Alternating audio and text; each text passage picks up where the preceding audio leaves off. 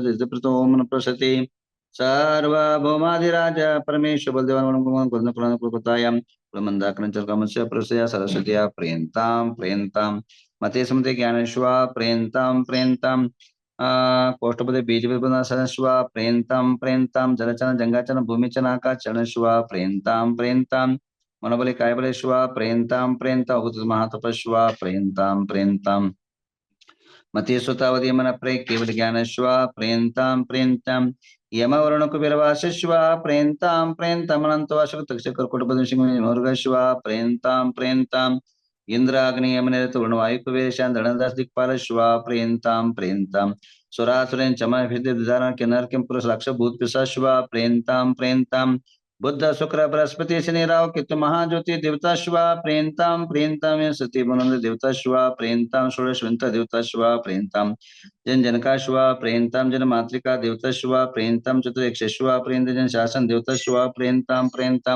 कमलवास देवता शिवा प्रियंतां पंचती देवता शिवा प्रियंता नवग्रह देवता शिवा प्रियंतां नवानंद देवता शिवा प्रियंतां पंचनत्र मन देवता शिवा प्रियंतां अतीतानागत वर्तमान विकल्प विविध संपूर्ण अष्टगुण सकल सिद्ध समश्वा प्रियंतां सर्वकालमपि गुणधनंदिनां देश संपदिरस्तु सिद्धिरस्तु पुष्टिरस्तु मनः धर्मवर्तारं जम चिं च स्वस्ति स्वस्ति मे स्वाहा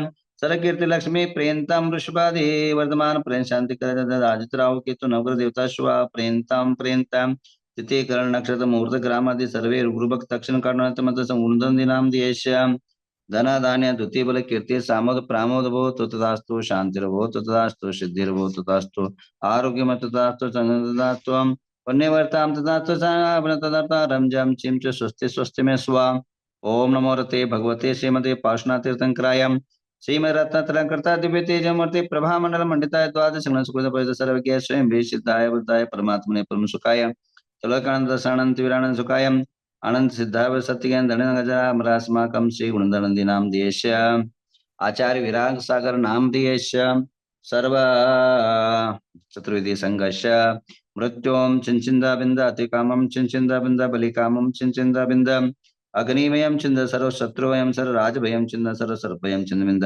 सर्व चाम्रांबरं स परगातम चिंद स परचुक्षुरोगम चिंद बिंद सुरजरनारिं चिंद सर गजाशमारिं चिंद सर धान्याजमारिं चिंद सर वृक्षगल पत्र पुष्पमारिं चिंद सर फलमारिं चिंद सर राष्ट्रदेशमारिं चिंद सर क्रूरोग बेताल शाकने वेदनीयम सर मोनियम सचिंद सर कुरमण दुर्गतम चिंद ओम सुदर्शन महाराज चक्र विक्रय तेज बल शौर्य शांतिम कुरुकुरु जनानंदनम कुरुकुरु जीवानंदनम कुरुकुरु सगोकुलानंदनम कुरुकुरु सर्वग्राम नगर केटकरटमटम कुरुकुरु सर्वलोक सत्वम कुरुकुरु सर्वानंदनम कुरुकुरु सर्व दुःख मनाना दादा पच पच कुट कुट शीघ्रम सर्वशमनहुम फट स्वाहा ओम नमो रते भगवते श्रीमते प्रक्षिणा शेषकुंद शांतिनाथ शांतिग्राय सर्व पाप सर्वविघ्न सर्व रोग सर्व श्याम राम ओम राम ह्रीम रूम राम अस्य अवसा गुणधनंदे नाम देश्य सर्वजनस्य सर्वरोग शोक भय शांतिम कुरुकुरु सर्व उपद्र निवारणम कुरुकुरु ह्रीं वषट् नमः स्वाहा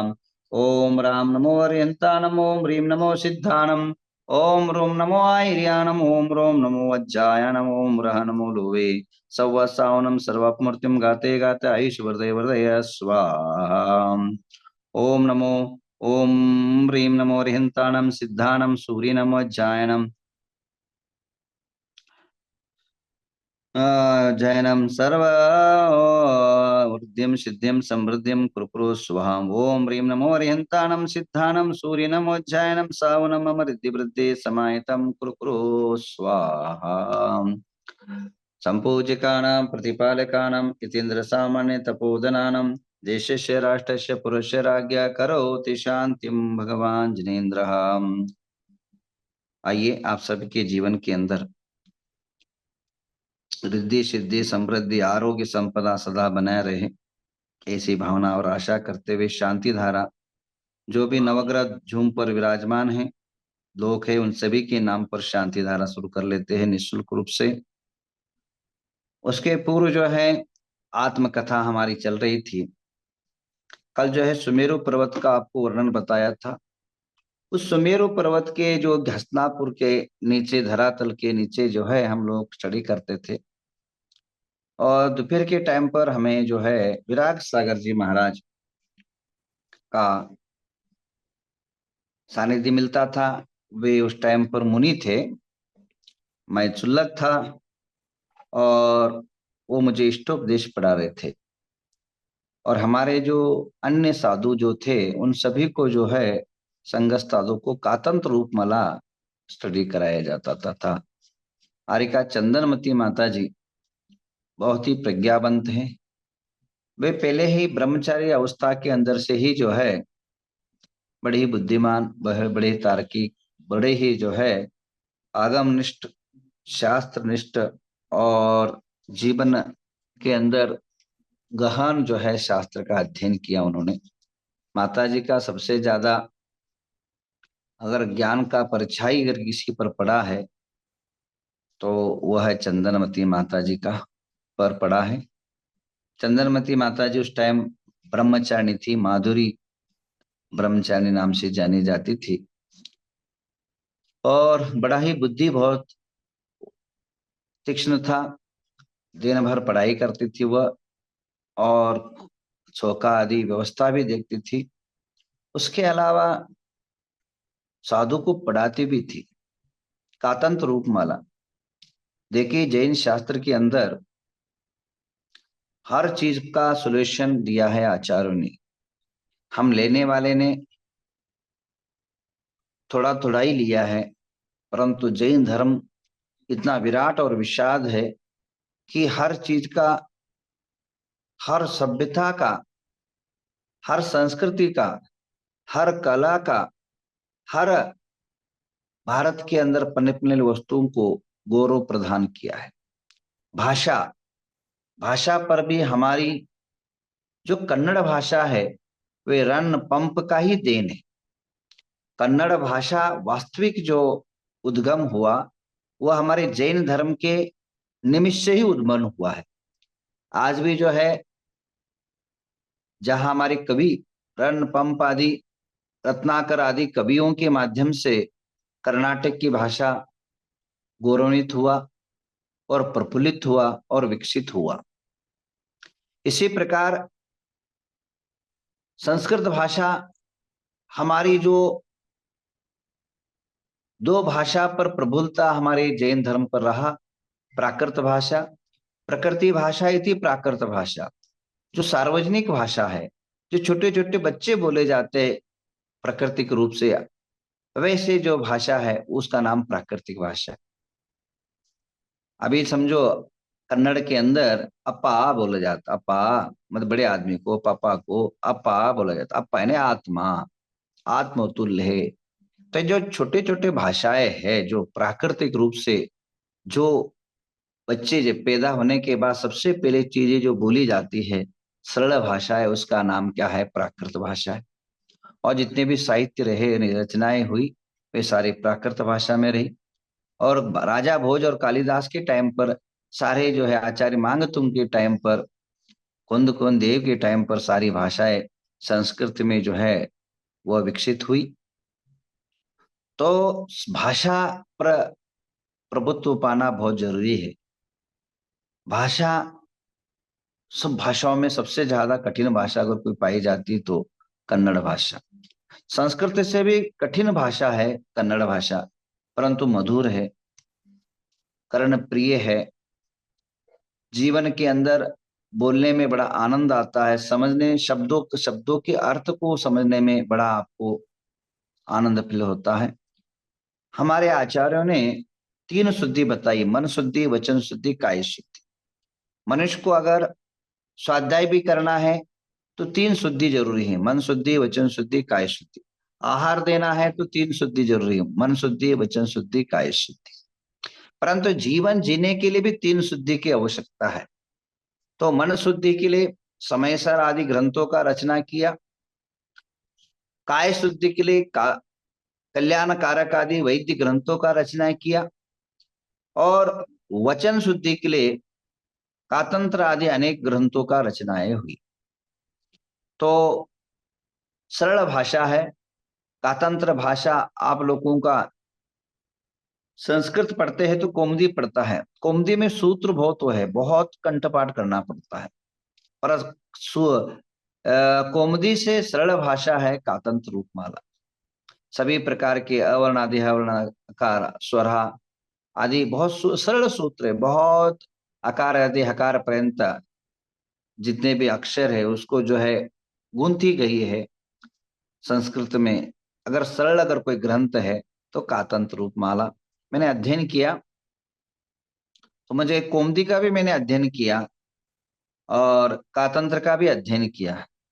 दोनों अध्ययन में मुझे जो लगा, मुझे जो अनुभव हुआ, अपने अपने प्रकृति पर हो सकता है, पर मुझे जो फीलिंग हुआ, मुझे जो लगा वो मैं आपको बोल रहा हूँ कि कौमुदी से भी सरल ग्रंथ अगर कोई है तो कातंत्र रूपमाला है। उस कातंत्र रूपमाला ग्रंथ को जो है पढ़ाने का काम, और सबसे भारत देश के अंदर कातंत्र रूपमाला को हिंदी अगर अवतरण किया, हिंदी का अगर कोई परिवर्तन रूप में अगर किसी ने दिया है तो आरिका ज्ञानमती माता जी ने। उस टाइम वहां विराग सागर जी भी थे, उस टाइम मुनि अवस्था में, और हमें उस टाइम इष्टोपदेश पढ़ाया। उस टाइम हमें श्लोक याद करते थे, आज तक वो श्लोक याद है। मैं हमेशा आपको बोलता हूँ, दूसरा नंबर श्लोक जो है, योग्योपादन योगेन दृश्यता श्रवणता मता द्रव्यादि स्वादि संपन्न आत्मनो प्यापिता मता। योग्य योग्य द्रव्य क्षेत्र काल जब प्राप्त होता है तभी मनुष्य को मोक्ष की प्राप्ति होती है। तो कहने का तात्पर्य यह है कि योग्य विराट सागर जी महाराज, उसके बाद उनका विराट जीवन रहा, अनेकों संघर्ष के साथ जीवन रहा। आज भी अस्वस्थ है। मैं परमात्मा से प्रार्थना करना चाहता हूँ, उनके दीर्घायु दे, उनको स्वस्थ समृद्धि दे, आरोग्य दे, और उनको उस बीमारी से झेलने की ताकत और सामर्थ्य प्रदान करे, और जल्दी से गुणानुमुखी हो। और जो भी लोग मुझे सुन रहे हैं वे जरूर जो है मृत्युंजय का जाप करें, क्योंकि मंत्र के बीजाक्षरों से और आप सबकी भावनाओं से मनुष्य की आयुष्य बढ़ सकता है, इसमें दो राय नहीं।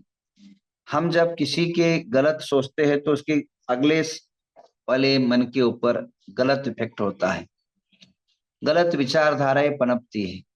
अगर आप चुपचाप बैठे और किसी पर गुस्सा कर रहे हैं तो बोलने की जरूरत नहीं पड़ती, उस सामने वाले को ऑटोमेटिक जो है फीलिंग शुरू हो जाता है।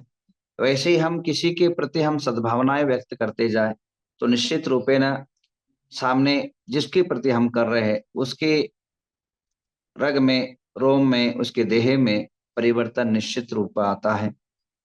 मुझे याद है, एक कथाएं मैंने सुनी है, पढ़ी है। एक राजा था, और राजा नित्य प्रति राज नगरी के परिभ्रमण करता था, घूमता था हर गली गलियों में जा करके।